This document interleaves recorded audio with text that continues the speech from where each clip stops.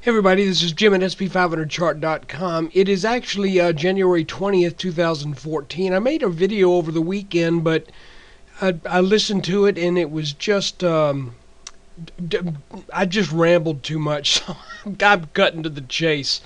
Let me read this to you, then we'll get right down to it. By the way, I'm going to do something a little different in this video about midway through or so. www.sp500chart.com and this video are for educational purposes only. Nothing stated at the side or in the video is intended to be used as investment advice. I can draw lines on charts, but you have to draw your own conclusions from your own research, and please make investment decisions that are suitable for your personal financial situation. I am not a licensed financial professional. I'm just a guy who draws lines on charts. And sometimes the lines help. Well, they always help, but sometimes they predict, sometimes they don't. And then we'll talk a little bit about that. First off, let's take a look at a daily chart of the S&P, and you can see that since really June of 2012, this market has been just in this inexorable climbing channel. The last really significant correction of any degree that we saw was in fall of 2012. We saw a little bit of weakness this past summer, but it really didn't amount to a tremendous amount. I believe we were probably about 6 to 7% haircut in late spring, early summer of 2013. And really since then, we've just been going up. So now let's zoom in just a bit. We're going to zoom in a good bit. Looking at a 30-minute chart. We've had a series of wedge formations that I've talked about. We had a wedge that was between these two lines, another wedge here, what we might call a typhoon wedge on that really big turnaround day in the middle to latter part of December. Then another wedge, and all of these things are kind of doing what you would expect, and that is typically a wedge breaks down and will usually lead to a move that is about equal to where the wedge first started to form. So if a descending wedge breaks to the upside, as this red one did right here, you would expect it to eventually lead to a move to challenge where that wedge started to form, and we saw that this past week. And then if you have a rising wedge and it breaks down, well, it's almost like these two wedges are fighting each other right now. This one says we want to come back and get back to 1850. This one says no, we got some business to take care of around the 1820s, and we saw both of those things really happen in this past week. So if these two patterns were duking it out, both of them satisfied what each of them needed to accomplish, I guess you might say. To cut to the chase, which is something I did not do in the video that I did over the weekend, we have resistance at 1850. If the S&P gets over 1850, and I say if because there's no guarantees, and I never want to speak in terms of guarantees, but if the S&P gets over 1850, then based upon the depth of the trading that has taken place so far under 1850, I think we could treat that level as something of a neckline. And since it's horizontal, it's easy for us to measure that depth and then add it on and say when or if the S&P gets over 1850, we should be looking at a target of about 1882 now. And we have been in between this support line and this resistance line, and that target could easily be met and while staying within the broader context of what now is starting to look a little bit more like a rising wedge. And here's where I see that developing. This would be our resistance line. This would be our support line. So if this rising wedge breaks down, then we would be looking at potential support around 1780. But really, if you look at what these wedges tend to do, and that is they tend to come back to where they started to form, we could be looking at a more serious corrective move at some point if this wedge breaks down. It's not breaking down yet. Matter of fact, it looks a little bit more likely to be poised to come on up into the higher 1800s. That's just the way I see it. I've got no chart pattern to point to other than this area of congestion that has been a little bit schizoid. It has not really shown us a strong bullish tendency, but neither has it really shown us a strong bearish tendency. This pattern that we've been looking at for the past 2.5 or about 3 weeks has really kind of gone up and down and thrown some curves. Right now, it looked like on Thursday and Friday of this past week, it looked as if we had gotten over this line with 2 solid bounces, and we were ready to power on up. But late on Friday, we did break that line. Now let me say something about that. We were going into a long weekend, and it's not unusual for when you have a 3-day weekend. It is not atypical, which is the same thing as unusual, to see the markets head going into that weekend in a direction that is opposite of what the actual trend is. So maybe that's what we saw on Friday. In other words, people were bullish, and because the bullish argument has been winning for, 5 years? Almost. Then people say, well, a lot can happen in 3 days. Let's take some money off the table. Let's just take some of our winnings here and not risk too much going into a long weekend. So maybe some traders did that on Friday, and that's why we saw that weakness. So coming into tomorrow, which is the 21st, I still want to watch this line. Let's see if we can get back over this, because this, just to my eyes, looks to be more of a bullish setup than it right now looks to be a bearish one. And that's just the feeling I've got. So that's kind of the gist of it, guys. As far as how the week went, we came into the week looking at being in a rising wedge, but albeit this wedge was not really extremely well formed, because there was a possible interpretation that instead of this rising line, you could kind of fudge it a little bit and say, no, it's actually kind of closer to flat. But we stuck with the rising line, and I believe that was the right thing to do, because coming into Monday, we did see a breakdown of this wedge, and I was expecting a move to likely come down and tag this brown line around 1810, 1811. Instead, we turned up a little bit over 1815, which is a little surprising. We then re-entered the wedge on re-entered the wedge on Wednesday, after really expecting, and I think rightly expecting, resistance after the closing levels on Tuesday.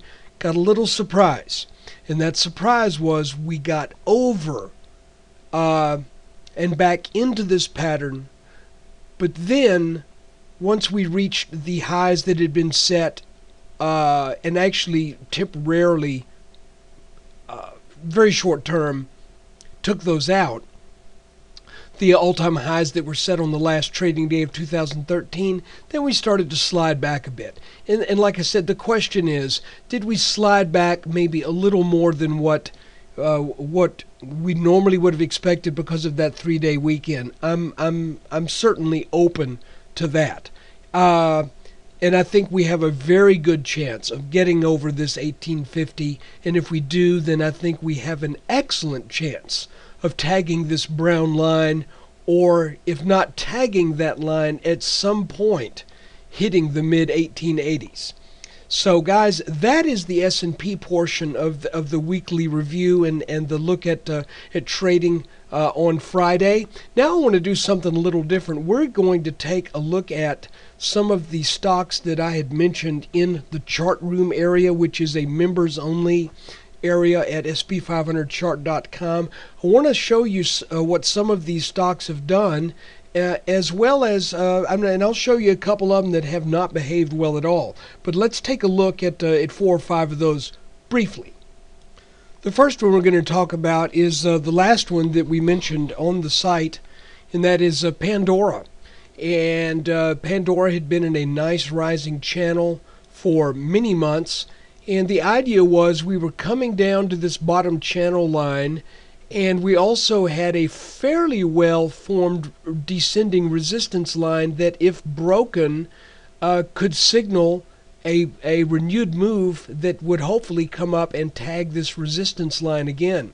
So we were talking about Pandora when it was about 29, I think, with the idea to wait a little bit on a tag of this line, or on a breakout above this resistance line right here. As it turns out, that was a pretty good call.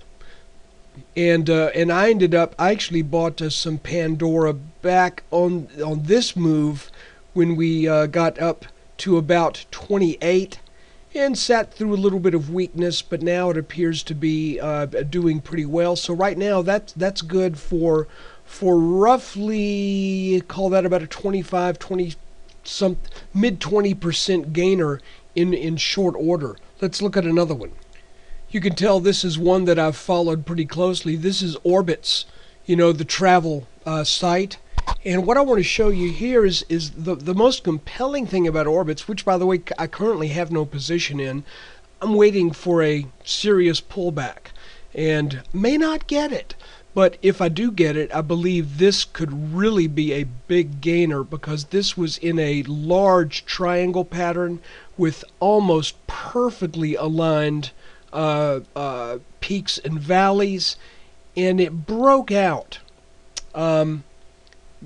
Actually, it broke out in early 2013, because we're looking at a weekly chart, and it moved from a little over 4 to as high as the 13s, and is now back to about $7. So the question is, where is this going to pull back to? I would think something around either to come back to near this breakout level, or to get somewhere around the high 4s. Either one of those. I mean, ideally you'd get slammed back down to the high 3s or low 4s, but that doesn't seem highly likely at this point.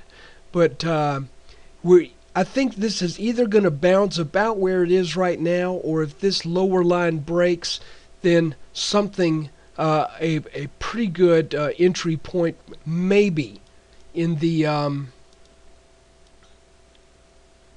high 4s. That would be wonderful. So, but it's got a really nice target to it that is north of 25, based upon this pattern right here. So let's take a look at a couple more. Here is one that is really not done well, and it appeared as if this is a junior gold miner. I mean, you can see it's up 8.5% here, and I've got shares in this, and the highest price shares I've got are around $2. I'm just not quite willing to give up on gold for some reason, because I think it's going to come back. And of course, I've been thinking that for about 4 or 5 months. But that aside, you can see that depending on where you draw this neckline from this inverted head and shoulders pattern that formed over a number of years, you could make the point that we just got a little bit deeper pullback to this neckline than what one would normally expect. So based upon that, I've just been adding shares in this down around $1. I added some around $1.20 a while back. And the sad thing is, it really looked like this was a breakout. And by the way, I made good money on that breakout. I just happened to give about all of it back lately. Sold around the high threes. What I'd bought around $1.80 or something like that. So right now, I would like to see $1.80 come back. But to make a long story short, this is one that has not worked out as planned. They don't always do it. But we did see a triangle pattern that looked like it might be a bull flag that would move upwards. Instead, it broke down. And you can see, based upon the height of this pattern, that from the point of the breakdown, it has now satisfied that minimum